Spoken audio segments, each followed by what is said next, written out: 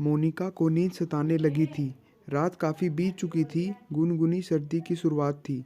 बाहों में सिरन महसूस होने पर उसने अपने कमरे में इधर-उधर चहलकदमी करते पति से कहा, हरप्रीत, वार्डरोब से चादर निकाल देना, हल्की-हल्की ठंड लग रही है। अरे खुद उठकर निकाल लो ना अपनी पसंद का, कौन सा चाहिए तुम्हें? हरप्रीत बोला। तुम वहीं पर तो हो, कोई भी दे दो ना यार। अब चादर में पसंद नापसंद की क्या बात है? मोनिका बोली और बुदबुदाने लगी। पता नहीं क्या हो गया इसे, हर बात को काटता रहता है। फिर बोली, कुछ अपना काम खुद क्यों नहीं करती? नाराज़गी के साथ हरप्रीत बोला। अरे तुम नाराज़ क्यों हो रहे हो? चादर ही तो मांगी है, कोई प्रॉपर्टी नहीं मांग रही। प्रॉपर्टी की बात कहाँ से आ गई अब? देखो मेरा दिमाग खुद ख़राब चल रहा है, परेशान हूँ, ऊपर से तुमने प्रॉपर्टी की बात छेड़ दी। हरप्रीत बोला। चल छोड़ यार, चादर मैं खुद ही निकाल लेती हूँ। अब तुम्हारे दिमाग में क्या चल रहा है मैं क्या जानूँ? मोनिका सांस खींचते हुए बोली। तब तक हरप्रीत कमरे से बाहर जाने लगा। बच्चे सो चुके हैं, रात भी अधिक हो रही है। मैं समझती हूँ तुम्हारी बेचैनी। मम्मी और पापा जी से जो भी बात करनी है कल दिन में आराम से कर लेना। अभी इतना बेचैन होने की क्या ज़रूरत है? बेड पर उधलेटी मोनिका पास लेटे बच्चे का हाथ अपनी कमर से हटाते हुए बोली। उसकी पूरी बात सुने बगैर हरप्रीत कमरे से बाहर निकल गया। इसी बीच रसोई में बर्तनों के ज़मीन पर गिरने की आवाज़ आने लगी। मोनिका ने हरप्रीत को आवाज़ लगाई। हरप्रीत, जाकर देखो, लगता है तुम्हारे मेंटल भाई पर फिर दौरा पड़ा है। रसोई में बर्तन फेंक रहा है। मैं कैसे जा सकती हूँ रात को जेठ के सामने? माँ को जाकर बोल दो। हरप्रीत ने उसकी बात सुनी या नहीं मोनिका को नहीं मालूम, लेकिन कुछ समय में मोनिका को सास की आवाज़ सुनाई दी। वह समझाती हुई बोल रही थी, देख बेटा, रात को हंगामा नहीं करते। तुझे जो चाहिए कल सुबह पापा जी से बोलना। जा, अभी जाकर सो जा। दरअसल हरप्रीत सिंह से 2 साल बड़ा भाई गगनदीप सिंह मानसिक तौर पर बीमार था। उस पर बीच बीच में दौरे पड़ते थे। वह जब भी परेशान होता सीधा रसोई में जाकर गुस्से से बर्तनों को इधर उधर फेंकने लगता था। घर में पड़ा पूरा दूध पी जाता था या सब्जियां खा जाता था। उसकी मेंटल प्रॉब्लम के बारे में नाते रिश्तेदार और मोहल्ले वाले सभी जानते थे। इस कारण उसकी शादी नहीं हुई थी। जबकि छोटा भाई हरप्रीत शादीशुदा था और उसके 2 बच्चे भी थे। उसका अपना एक छोटा सा परिवार था। पंजाब के जलंधर शहर में लांबड़ा थाने के अंतर्गत टावर इनक्लेव में 58 वर्षीय जगबीर सिंह 2 साल पहले ही परिवार समेत शिफ्ट हुए थे। वहीं 10 मरले में छोटा मकान बनाया था और परिवार के साथ रह रहे थे।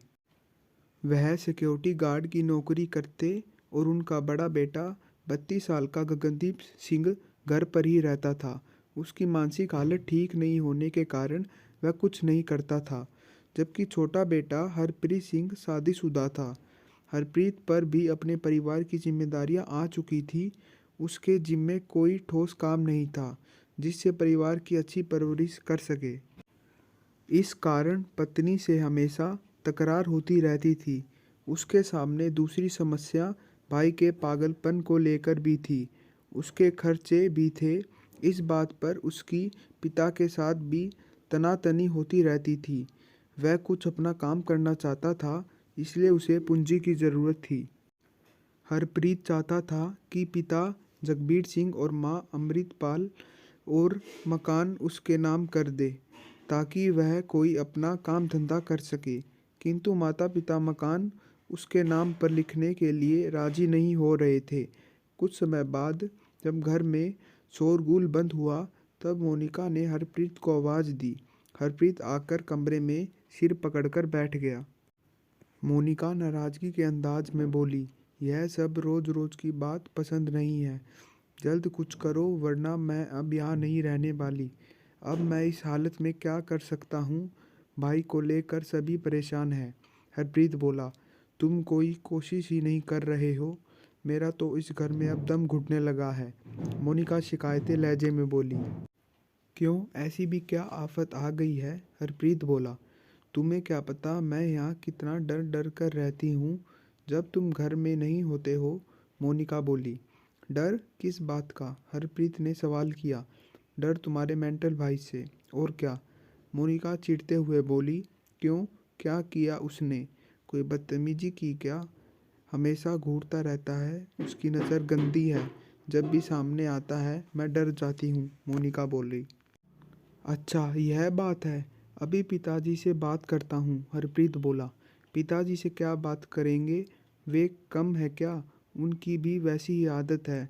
किसी न किसी बहाने से मुझे छूने की कई बार कोशिश कर चुके हैं, मोनिका बिफरते हुए बोली। हरप्रीत यह सुनकर आश्चर्य से बोला, यह तुमने पहले तो कभी नहीं बताया। क्या करती बताकर? दोनों मर्द हैं, एक कुंवारा वासना का भूखा, और ससुर जी किसी वासना के प्यासे से कम है। हमेशा पानी मांगते हैं और गिलास पकड़ने के बहाने हाथ सहला देते हैं। एक दिन तो उन्होंने हद ही कर दी थी। रसोई जाते समय पीछे से कंधे पर हाथ रख दिया था, हाथ पीठ तक ले जाने लगे थे। मोनिका अब रुहावसी हो गई थी। अच्छा, तो घर में यह सब चल रहा है और मुझे कुछ पता नहीं। अभी माँ से भी बात करता हूँ। हरप्रीत अब गुस्से में आ चुका था।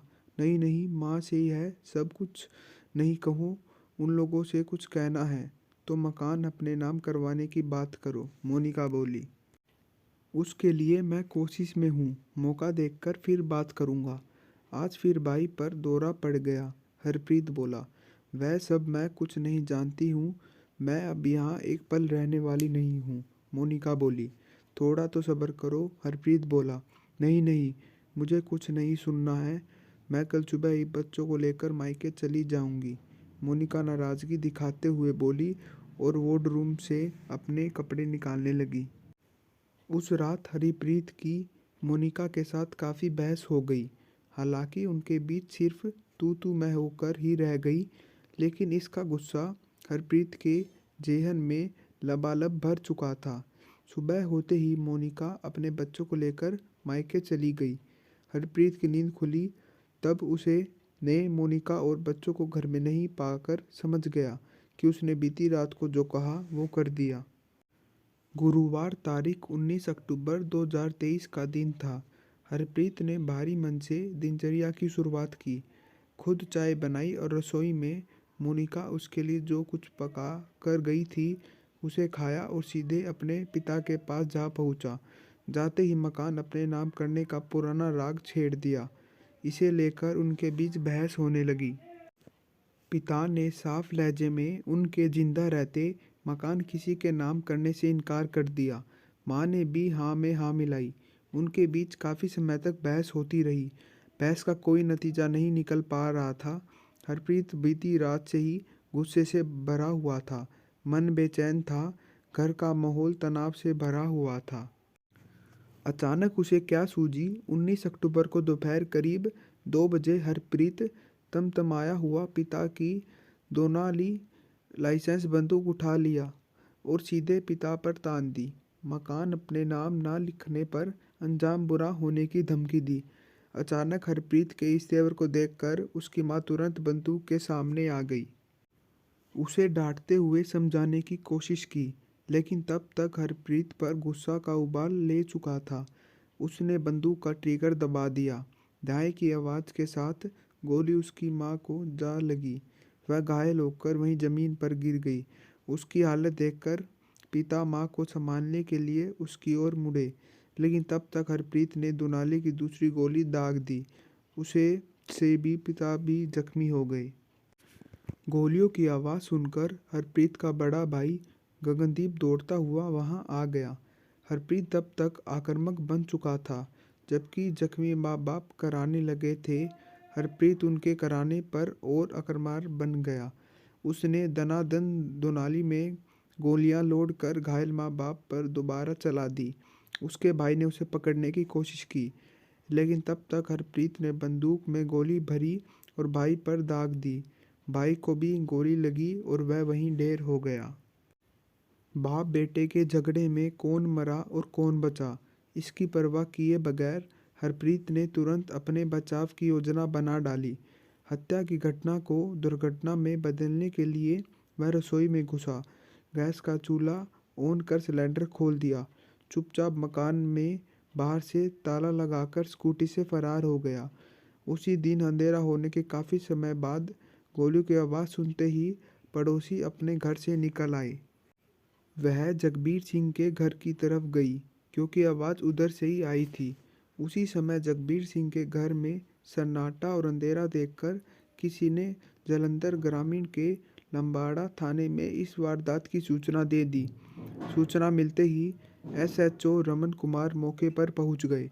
जब उन्होंने वहां 3 लाशें देखी तो तुरंत सूचना एसपी ग्रामीण मुखविंदर सिंह भूलर और डीएसपी करतारपुर बलवर सिंह को दी।